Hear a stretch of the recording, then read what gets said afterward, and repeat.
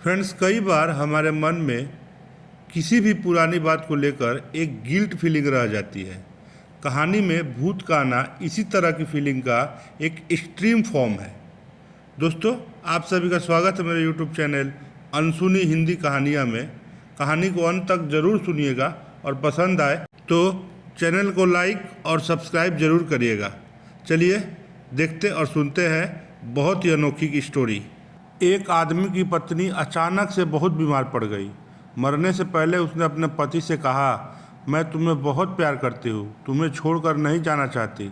मैं नहीं चाहती कि मेरे मर जाने के बाद तुम मुझे भुला दो और किसी दूसरी औरत से शादी करो। वादा करो कि मेरे मरने के बाद तुम किसी और से प्रेम नहीं करोगे, वरना मेरी आत्मा तुम्हें चैन से जीने नहीं देगी। और इतना कहकर वह चल बसी। उसके जाने के कुछ महीनों तक उस आदमी ने किसी दूसरी औरत की तरफ देखा तक नहीं। एक दिन उसकी मुलाकात एक ऐसी लड़की से हुई जिसे वह चाहने लगा। बात बढ़ते बढ़ते शादी तक आ गई और उनकी शादी हो गई। शादी के ठीक बाद आदमी को लगा कि कोई उससे कुछ कह रहा है। मुड़ कर देखा तो वो उसकी पहली पत्नी की आत्मा थी। आत्मा बोली, तुमने अपना वादा तोड़ा है, अब मैं हर रोज़ तुम्हें परेशान करने आऊँगी। और इतना कहकर वो गायब हो गई। आदमी घबरा गया, उसे रात भर नींद नहीं आई। अगले दिन भी रात को उसे वही आवाज़ सुनाई दी, मैं तुम्हें चैन से नहीं जीने दूंगी।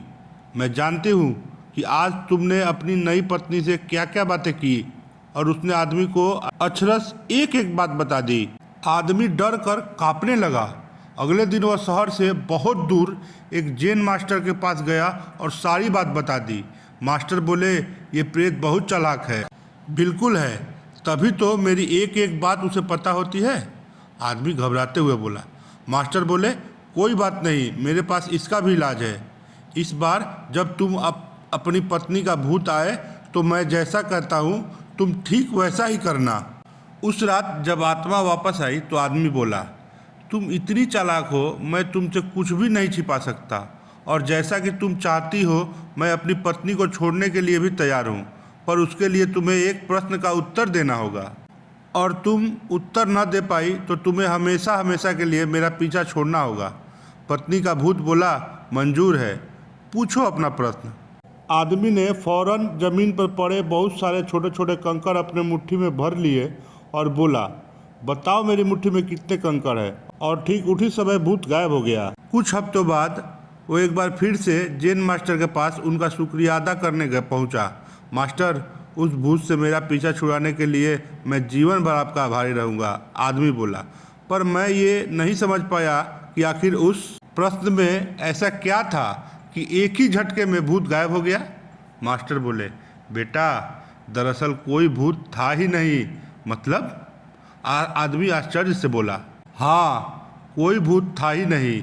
दरअसल दूसरी शादी करने की वजह से तुम्हें एक अपराध बोध महसूस हो रहा था और उसी वजह से तुम्हारा दिमाग एक भ्रम की स्थिति पैदा कर तुम्हें भूत का अनुभव करा रहा था। मास्टर ने समझाया। पर ऐसा था तो वो मेरी हर एक बात कैसे जान जाता था? आदमी ने पूछा। मास्टर मुस्कुराए, क्योंकि वो तुम्हारा बनाया हुआ ही भूत था, इसलिए जो कुछ तुम जानते थे वही वो जानता था।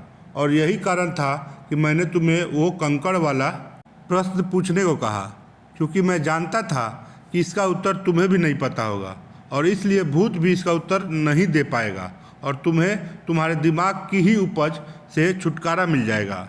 आदमी अब पूरी बात समझ चुका था।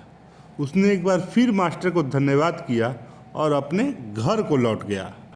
तो फ्रेंड्स, ये कहानी आपको कैसी लगी कमेंट सेक्शन में ज़रूर बताइएगा। अगर आप मेरे चैनल पर नए आए हैं तो कृपया, अगर वीडियो पसंद आए तो वीडियो को लाइक और चैनल को सब्सक्राइब जरूर करिएगा। मिलते हैं नेक्स्ट वीडियो में। आज के लिए इतना ही। जय हिंद।